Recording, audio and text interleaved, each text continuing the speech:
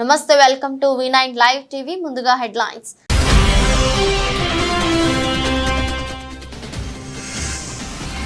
పోహరదేవి ప్రాంతంలోని జగదాంబ ఆలయాన్ని సందర్శించిన మోదీ, ఆలయంలో ఏర్పాటు చేసిన డోలు వాయించిన ప్రధాని.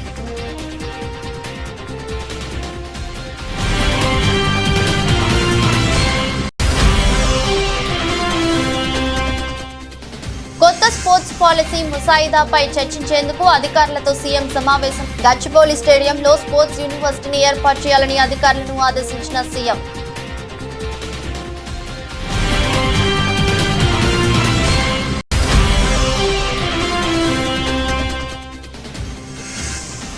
తిరుమలలో వీఐపీ సంస్కృతి తగ్గాలన్న సీఎం చంద్రబాబు. కొండపై గోవిందనామ స్మరణం తప్ప మరేమీ వినిపించకూడదని వ్యాఖ్య.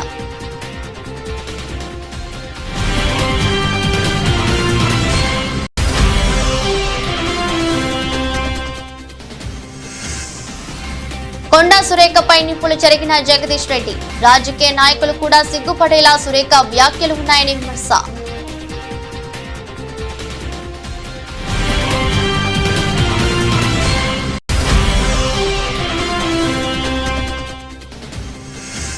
తిరుపతి లడ్డు వ్యవహారంలో సుప్రీంకోర్టు తీర్పుపై స్పందించిన మాజీ సీఎం జగన్.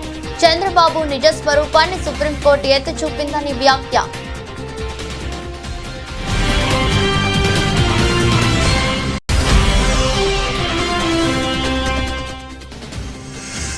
కివీస్ పై ఓటమితో భారత అమ్మాయికు భారీ దెబ్బ. సంక్లిష్టంగా మారిన టీమిండియా సెమీ సమీకరణాలు.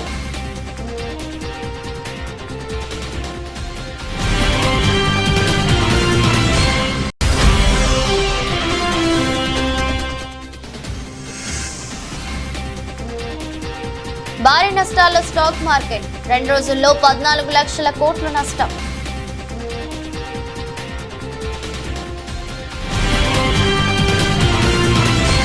ప్రధాని నరేంద్ర మోదీ ఈ రోజు ఉదయం మహారాష్ట్ర పర్యటనకు వెళ్లారు.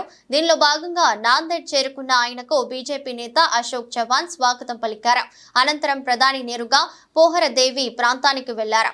అక్కడ ఉన్న జగదాంబ ఆలయాన్ని సందర్శించారు. అక్కడి మూల విరాట్ అమ్మవారికి ప్రత్యేక పూజలు చేసిన మోదీ ఆలయంలో ఏర్పాటు చేసిన డోలు మోగించారు.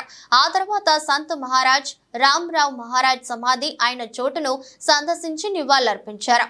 ఇక దేశవ్యాప్తంగా దేవి శరన్నవరాత్రి వేడుకలు ఘనంగా జరుగుతున్న విషయం తెలిసిందే.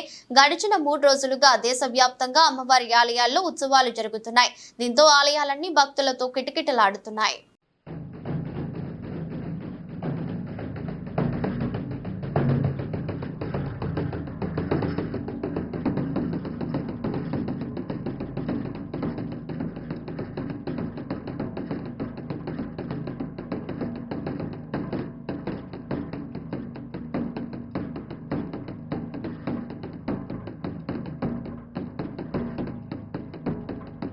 రాష్ట్ర ప్రభుత్వం కొత్తగా నెలకొల్పనున్న స్పోర్ట్స్ యూనివర్సిటీని గచ్చిబౌలి స్పోర్ట్స్ స్టేడియం ప్రాంగణంలోనే ఏర్పాటు చేయాలని సీఎం రేవంత్ రెడ్డి అధికారులను ఆదేశించారు.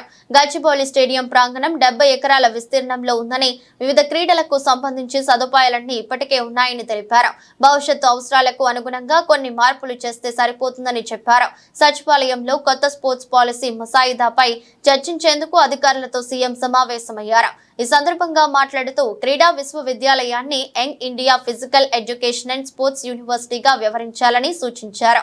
యంగ్ ఇండియా స్కిల్ యూనివర్సిటీ తరహాలోనే స్పోర్ట్స్ యూనివర్సిటీని పీపీపీ మోడల్లో నిర్వహించాలని చెప్పారు. దీనికోసం ప్రత్యేకంగా ఒక బోర్డు ఏర్పాటు చేయాలని, యూనివర్సిటీకి స్వయం ప్రతిపత్తి ఉండేలా చూడాలని అన్నారు.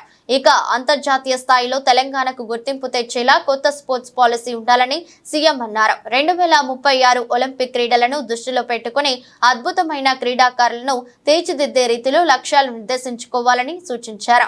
హైదరాబాద్ లో ప్రస్తుతం ఉన్న అన్ని స్టేడియాలు, క్రీడా మైదానాలను స్పోర్ట్స్ వర్సిటీ పరిధిలోకి తీసుకురావాలన్నారు. LB stadium, Hakimpet sports school, Kotla Vijayabhaskar Reddy indoor stadium, Saroor Nagar indoor stadium, OU university cycling వేల్ డ్రమ్లను ఒకే గొడుగు కిందకి తీసుకురావాలని చెప్పారు. బ్రహ్మోత్సవాల్లో తొలి రోజైన శుక్రవారం రాత్రి రాష్ట్ర ప్రభుత్వం తరపున సీఎం చంద్రబాబు దంపతులు శ్రీ వెంకటేశ్వర స్వామికి పట్టు వస్త్రాలు సమర్పించారు. తిరుమలలోని పద్మావతి అతిథి గృహానికి సాయంత్రం చేరుకున్న ముఖ్యమంత్రి కాసేపు విశ్రాంతి తీసుకున్నారు. ఆ తర్వాత సంప్రదాయ వస్త్రధారణతో సతీమణి నారా భువనేశ్వరితో కలిసి వేడి ఆంజనేయ స్వామి ఆలయానికి చేరుకున్నారు. అర్చకులు సీఎం తలకు వరి పట్టం చుట్టి శేష వస్త్రాన్ని మెడలో ధరింపజేశారు. అనంతరం నూతన పట్టు వస్త్రాలను తలపై పెట్టుకుని బాజా భజంత్రీలతో ఊరేగింపుగా ఆలయానికి చేరుకున్నారు. మూలవర్లను దర్శించుకుని రంగనాయకుల మండపం చేరుకోగా వేద పండితులు ఆశీర్వాదం పలికారు. ఈ సందర్భంగా టీటీడీ ముద్రించిన 2025 నూతన సంవత్సర క్యాలెండర్ డైరీలను సీఎం ఆవిష్కరించారు. అనంతరం ఆయన వాహన మండపానికి చేరుకుని రాత్రి 9 గంటలకు పెద్ద శేష వాహనంలో పాల్గొని ఉత్సవమూర్తులను దర్శించుకున్నారు. కార్యక్రమంలో దేవాదాయ శాఖ మంత్రి ఆనం రామనారాయణ రెడ్డి తదితరులు పాల్గొన్నారు. రాష్ట్రంలో, దేశంలో, ప్రపంచంలో ఉండే హిందువులందరికీ కూడా అభినందనలు. ఈరోజే బ్రహ్మోత్సవ కార్యక్రమాలు ప్రారంభమైనాయి. ఈ బ్రహ్మోత్సవ కార్యక్రమాలు 9 రోజులు జరుగుతుంది. అనేక వాహనాల్లో స్వామివారు ఇక్కడంతా కూడా ఈ వీధుల్లో కూడా తిరిగే పరిస్థితి, ఊరేగింపు జరిపే పరిస్థితి వస్తుంది. ఒక పవిత్రమైన భావంతో ఇక్కడికి వచ్చే భక్తులే కాకుండా ప్రపంచం కూడా వాచ్ చేసే పరిస్థితిలో ఉన్నారు. కలియుగ దేవుడు మనందరికి కూడా ఈ సమాజాన్ని అన్ని విధాల ఆదుకునే దైవం. నేను ఇప్పుడే కాకుండా నాకు ఒక అదృష్టం, అనేక సార్లు, అందరికంటే ఎక్కువ సార్లు బ్రహ్మోత్సవానికి వచ్చి దేవునికి ప్రభుత్వ తరపున లాంఛనాలు సమర్పించే అవకాశం వచ్చింది. దీనికి నేను గర్వపడుతూ ఈ పవిత్రమైన రోజున మీ అందరికీ విజ్ఞప్తి చేస్తున్నా. ఈ 9 రోజుల్లో ఒక 15 లక్షల మంది భక్తులు ఇక్కడికి వస్తారు.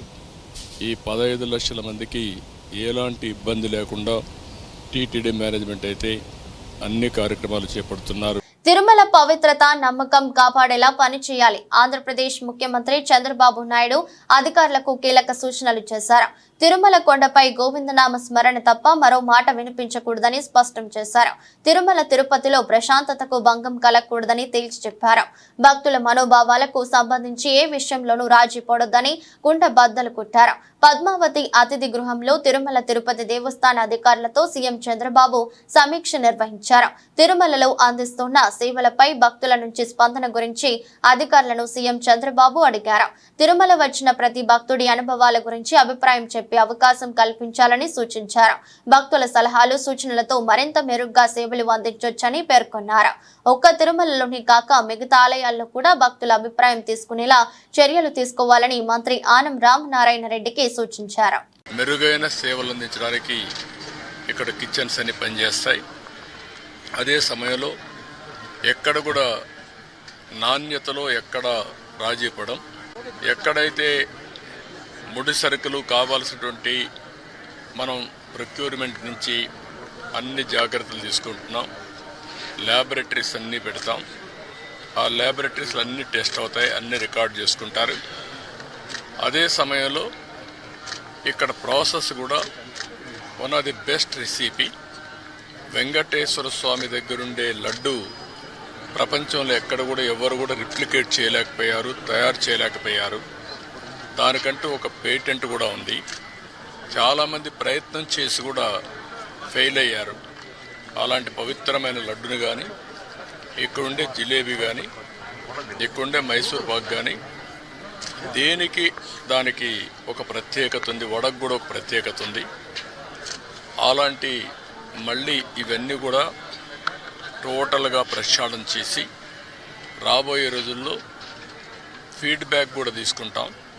ఈ రోజు మీరు చూస్తే మంత్రి కొండా సురేఖ మాటలు ఆమె మానసిక స్థితిపై అనుమానాలు వచ్చేలా ఉన్నాయని మాజీ మంత్రి ఎమ్మెల్యే జగదీష్ రెడ్డి అన్నారు. స్థాయి లేని వారికి మంత్రి పదవి రావడంతో అడ్డగోలుగా మాట్లాడుతున్నారని దుయ్యబట్టారు. సురేఖ మాటలు సొంత పార్టీ నాయకులు సైతం సిగ్గుపడేలా ఉన్నాయని అన్నారు. శుక్రవారం ఆయన సూర్యాపేటలో మీడియాతో మాట్లాడారు. మూసీ నదిని ఏదో ప్రక్షాళన చేస్తామని కాంగ్రెస్ ప్రభుత్వం, ఆ పార్టీ నేతలు పదే పదే ప్రగల్భాలు పలుకుతున్నారని, కానీ ముందు మురుగుతో కూడుకుపోయిన వారి బుర్రలను ప్రక్షాళన చేసుకోవాలని సూచించారు. సరే, కొండా సురేఖ గారి మాటలు గత వారం రోజులుగా చూస్తూ ఉన్నాం. వారి మానసిక స్థితి విషయంలో అనుమానం వచ్చే విధంగా ఉన్నాయి ఆ మాటలన్నీ కూడా. ఒక మంత్రిగా అటువంటి మాటలు మాట్లాడతారు అని చెప్పి ఎవరు కూడా ఊహించారు. బహుశా అయితే ఆమెకు మంత్రి స్థాయి లేకుండా పెద్ద పదవి వచ్చిందని అనుకోవాలి, లేదా ఆమె మానసిక స్థాయి విషయంలో వాళ్ళ కుటుంబ సభ్యులు ఒకసారి ఆలోచన చేసుకోవాలి.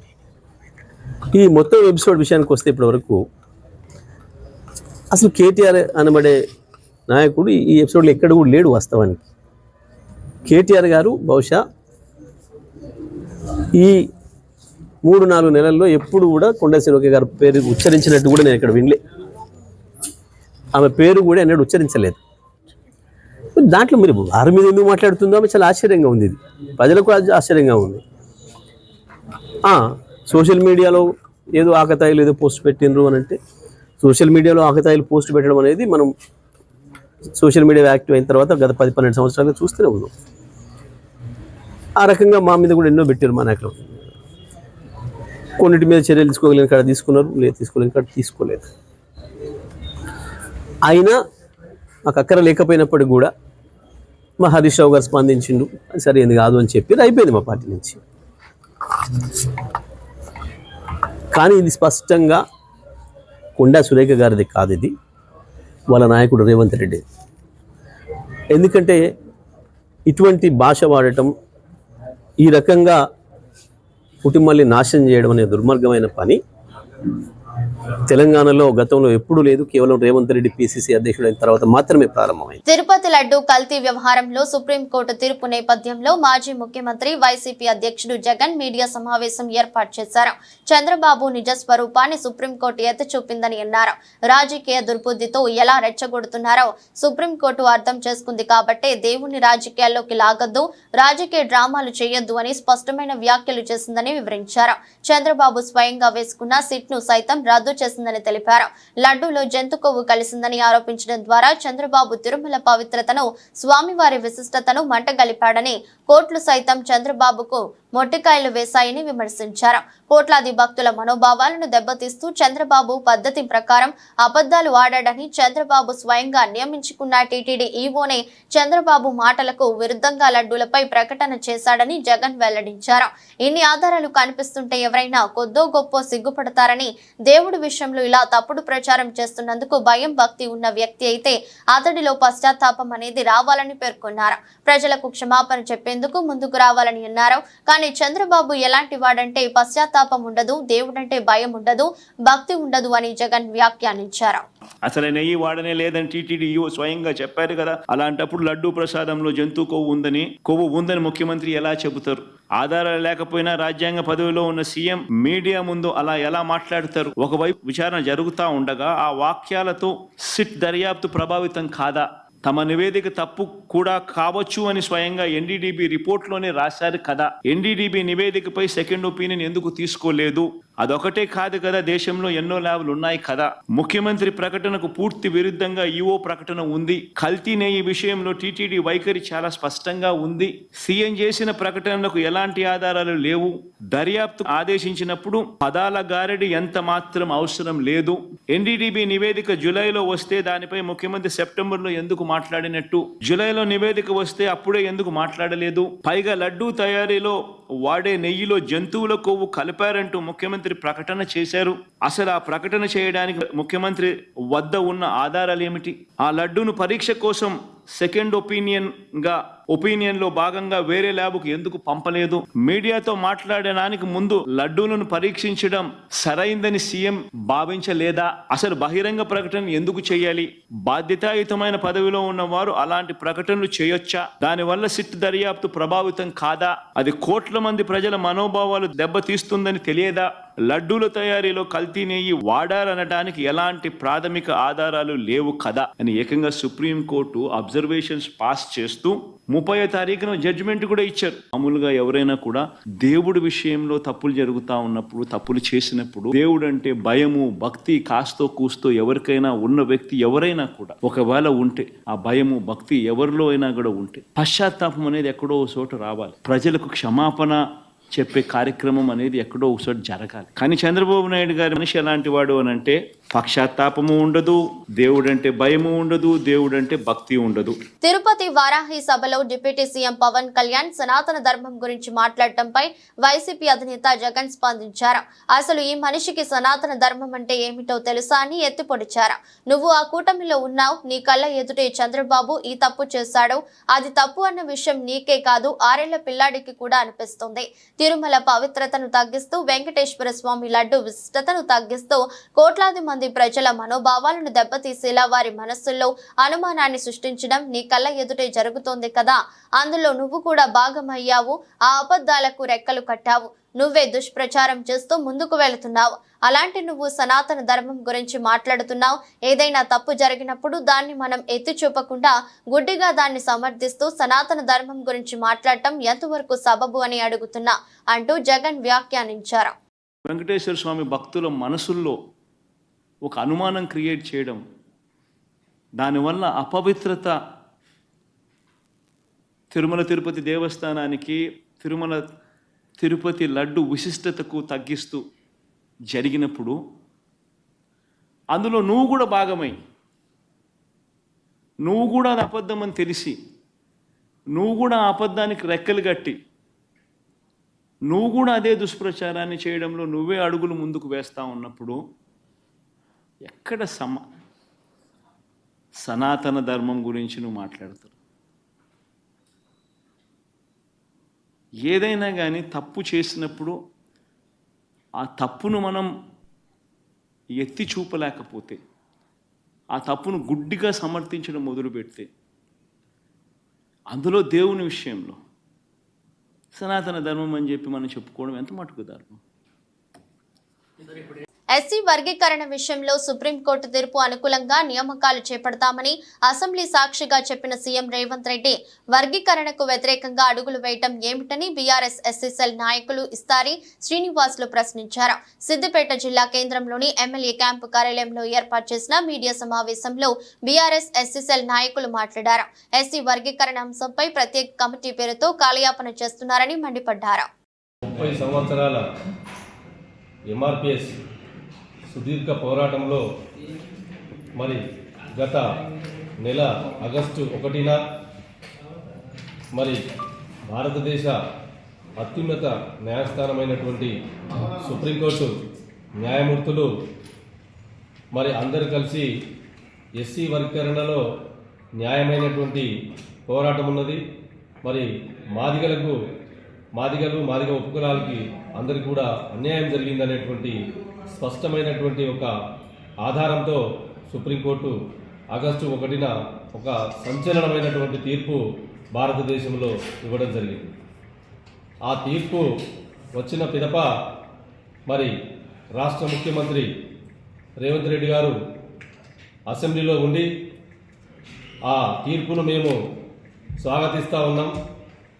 ఆ తీర్పులో మరి కట్టుబడి ఉండి మాదిగలకు జరిగినటువంటి ఆ అన్యాయానికి మేము ఇప్పుడు కూడా జరగకుండా చేస్తామని చెప్పి ఆయన ప్రకటన చేయడం జరిగింది.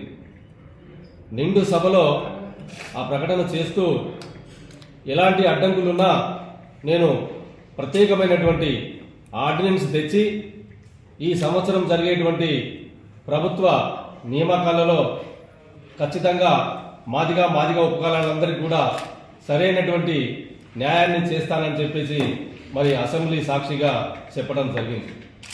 మరి దాన్ని దృష్టిలో పెట్టుకొని మా గౌరవ మందకృష్ణ మాదిగ గారు అదే నెలలో ఆగస్టు 24వ తారీఖున మరి మాదిగ ఎమ్మెల్యేలు, మాదిగ మంత్రి అయినటువంటి శ్రీ దామోదర్ రాజనరసింహ గారిని తీసుకొని వెళ్ళి మరి అదే ముఖ్యమంత్రి గారికి మరి మీరు ఆర్డినెన్స్ తెస్తామని చెప్పారు కాబట్టి త్వరితగతిన ఇలాంటి ఆర్డినెన్స్ తెచ్చి వచ్చే ఈ నియామకాలలో మాదిగా ఉపకులాలందరికీ కూడా న్యాయం జరగాలని చెప్పేసి విన్నపం చేయడం జరిగింది. రాష్ట్ర ముఖ్యమంత్రి నారా చంద్రబాబు నాయుడు ఉండవల్లిలోని నివాసంలో రాష్ట్ర ప్రభుత్వం ధాన్యం సేకరణపై తీసుకుంటున్న విధి విధానాలపై సమీక్ష నిర్వహించారు.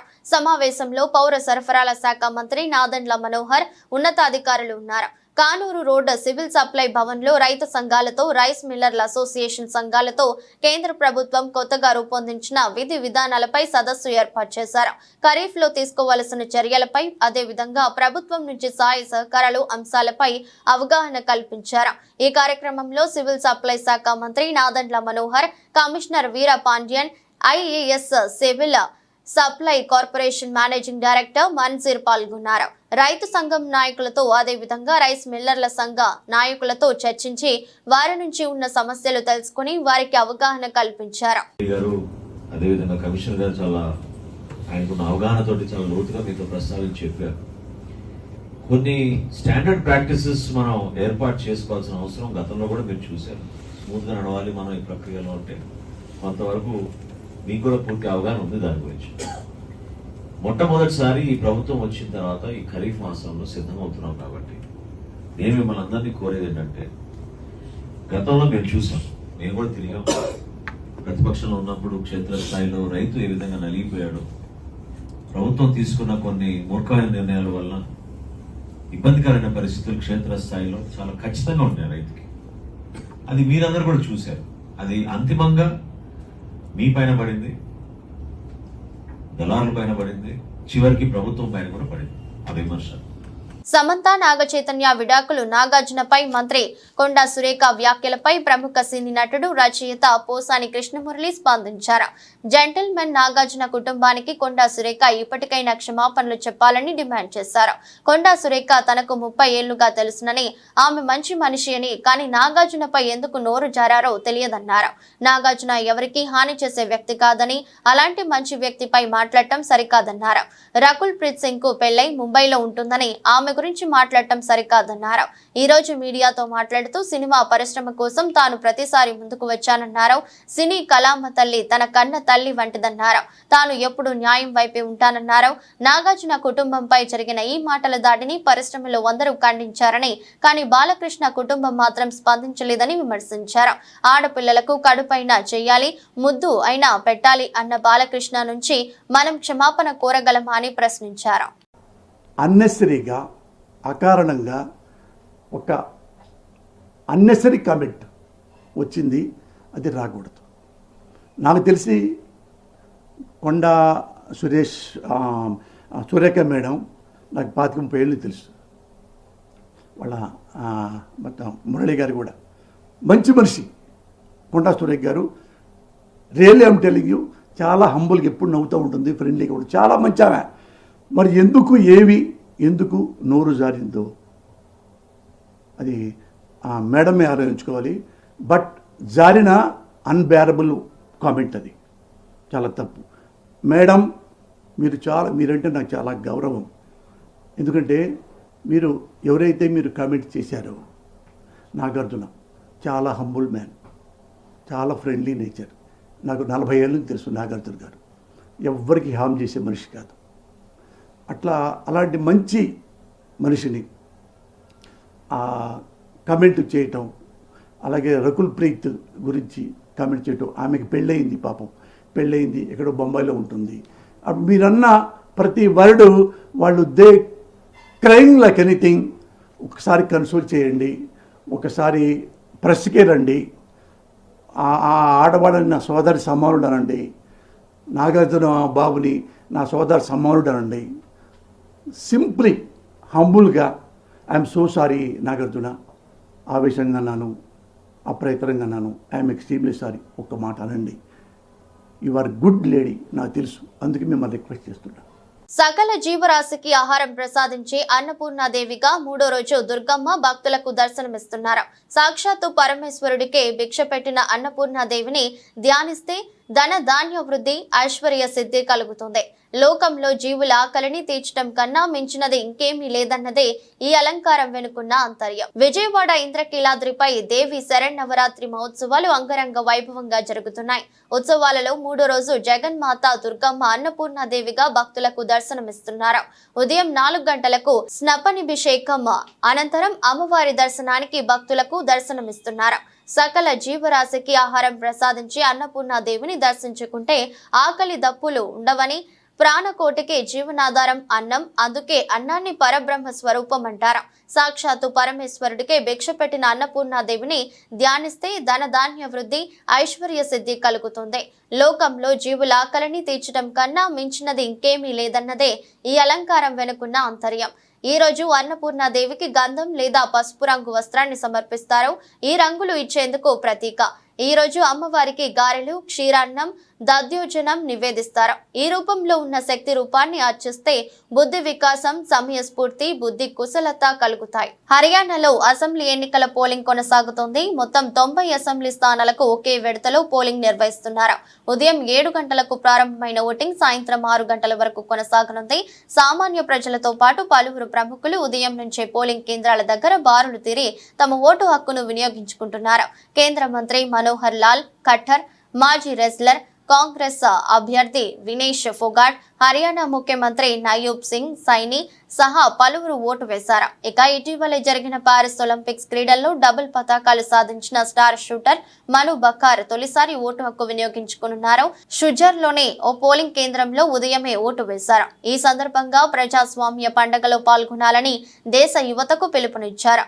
నేను ఓటు హక్కు వినియోగించుకోవడం ఇదే తొలిసారి. చిన్న అడుగులే పెద్ద లక్ష్యాలను చేరుకుంటాయి. దేశ యువతగా ఓటు వేయటం మనందరి బాధ్యత. ప్రతి ఒక్కరూ ఓటు వేసి ప్రజాస్వామ్య పండుగలో భాగస్వామ్యం కావాలని పిలుపునిచ్చారు. ఎన్నో ఆశలతో టీ20 ప్రపంచ కప్ కోసం యుఏఈలో అడుగుపెట్టిన భారత మహిళా క్రికెట్ జట్టుకు ఆదిలోనే భారీ దెబ్బ తగిలింది. శుక్రవారం న్యూజిలాండ్ తో జరిగిన మ్యాచ్ లో టీమిండియా ఘోర పరాజయం పాలైంది. దీంతో భారత మహిళా క్రికెట్ జట్టు కష్టాల్లో పడింది. దుబాయ్ ఇంటర్నేషనల్ స్టేడియంలో జరిగిన ఈ మ్యాచ్ లో ఇండియాను కివీస్ ఏకంగా 58 పరుగుల తేడాతో ఓడించింది. ఈ ఓటమి భారత సెమీఫైనల్ ఆశలపై నీళ్లు చల్లింది. దీంతో తన తర్వాత 3 మ్యాచ్ల్లో టీమిండియా తప్పక గెలవడంతో పాటు మంచి నెట్ రేట్ ను కలిగి ఉండాల్సిన పరిస్థితి ఏర్పడింది. అప్పుడే భారత జట్టు ఇతర జట్ల సమీకరణాలపై ఆధారపడకుండా నేరుగా సెమీస్ కు చేరుతుంది. లేని పక్షంలో గ్రూప్ దశ నుంచే ఇంటి ముఖం పట్టాల్సి ఉంటుంది. ఇలా ఈ ఒక్క ఓటమితో భారత్ సెమీస్ అవకాశాలు సంక్లిష్టమయ్యాయి. ఇక గ్రూప్ ఏలో ఉన్న జట్లలో ఆస్ట్రేలియాతో భారత జట్టు గెలవడం అనేది చాలా కష్టం. ఇప్పటికే న్యూజిలాండ్ తో జరిగిన మ్యాచ్ లో భారీ ఓటమితో భారత రన్ రేట్ దారుణంగా 2.900గా ఉంది. దీంతో టీమిండియా ఇప్పుడు పాయింట్ల పట్టికలో ఆఖరి స్థానంలో ఉంది. భారత సెమీస్ చేరాలంటే తన తరువాతి 2 మ్యాచ్ల్లో పాకిస్తాన్, శ్రీలంకలను మంచి రన్ రేట్ తో ఓడించాలి. తద్వారా టీమిండియా ఖాతాలో 4 పాయింట్లు చేరడంతో పాటు మంచి రన్ రేట్ కూడా ఉంటుంది. ఇక 6 సార్లు టీ20 ఛాంపియన్ గా నిలిచిన ఆస్ట్రేలియాతో భారత్ తన చివరి గ్రూప్ స్టేజ్ మ్యాచ్ ఆడనుంది. ఒకవేళ ఈ మ్యాచ్ లో ఆసీస్ ను ఓడిస్తే మనకు ఇంకా పెద్ద ప్లస్ అవుతుంది. ఒకవేళ ఆస్ట్రేలియా చేతిలో ఓడిపోతే న్యూజిలాండ్ తమ మిగిలిన 3 మ్యాచ్ల్లో 2 మ్యాచ్లోనైనా పరాజయం పొందాలి. అప్పుడు సమీకరణం మెరుగైన రన్ రేట్ కారణంగా భారత్ కు సెమీఫైనల్ చేరే అవకాశం ఉంటుంది. దేశీయ స్టాక్ మార్కెట్ శుక్రవారం భారీ నష్టాల్లో ముగిసింది. మిడిల్ ఈస్ట్ లో ఉద్రిక్తతల నేపథ్యంలో అంతర్జాతీయ మార్కెట్లు నష్టపోయాయి. ఈ ప్రభావం భారత మార్కెట్ పై పడింది. స్టాక్ మార్కెట్ వరుసగా 5వ రోజు నష్టపోయింది. బిఎస్సి లిస్టెడ్ కంపెనీల మార్కెట్ క్యాప్ 2 రోజుల క్రితం 475 లక్షల కోట్లు కాగా ఈ రోజు మార్కెట్ ముగిసిన తర్వాత 461 లక్షల కోట్లకు పడిపోయింది.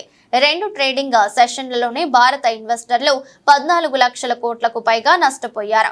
సెన్సెక్స్ 808 పాయింట్లు నష్టపోయి 81,688 పాయింట్ల వద్ద ముగిసింది. నిఫ్టీ 235 పాయింట్లు క్షీణించి 25,014 వద్ద స్థిరపడింది. Mahindra and Mahindra, Bajaj Finance, Nestle, Asian companies, Bharatiya Airtel, UltraTech Cement, ITC, HUL, Power Grid, HDFC Bank, Reliance, Bajaj Finserv, ICICI Bank, NTPC top loser గా నిలిచాయి. Infosys, Tech Mahindra, Wipro, Tata Motors, Axis Bank, TCS, SBI top గెయినర్లుగా నిలిచాయి. వార్తలు ముగించే ముందు మరోసారి హెడ్లైన్స్.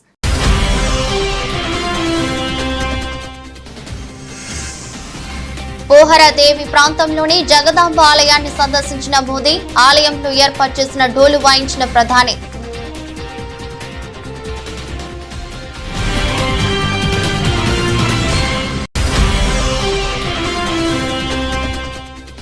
కొత్త sports policy ముసాయిదాపై చర్చించేందుకు అధికారులతో సీఎం సమావేశం. గచ్చిబౌలి స్టేడియంలో స్పోర్ట్స్ యూనివర్సిటీని ఏర్పాటు చేయాలని అధికారులను ఆదేశించిన సీఎం.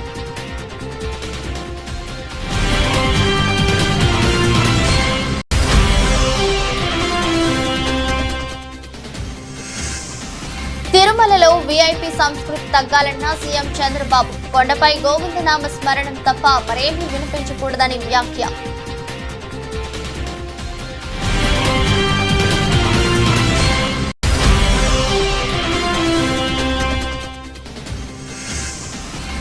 కొండా సురేఖపై నిప్పులు చెరిగిన జగదీష్ రెడ్డి. రాజకీయ నాయకులు కూడా సిగ్గుపడేలా సురేఖ వ్యాఖ్యలు ఉన్నాయని విమర్శ.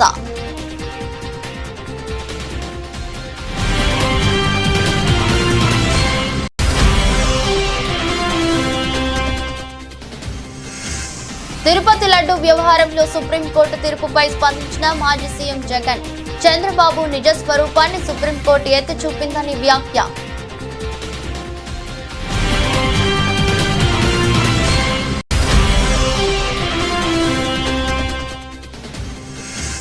కివీస్ పై ఓటమితో భారత అమ్మాయికు భారీ దెబ్బ.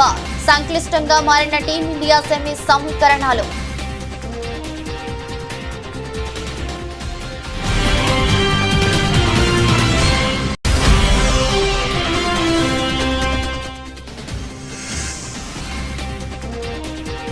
భారీ నష్టాల్లో స్టాక్ మార్కెట్. 2 రోజుల్లో 14 లక్షల కోట్ల నష్టం.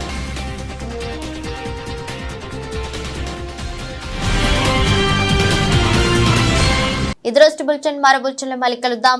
అంతవరకు సెలవు. నమస్కారం.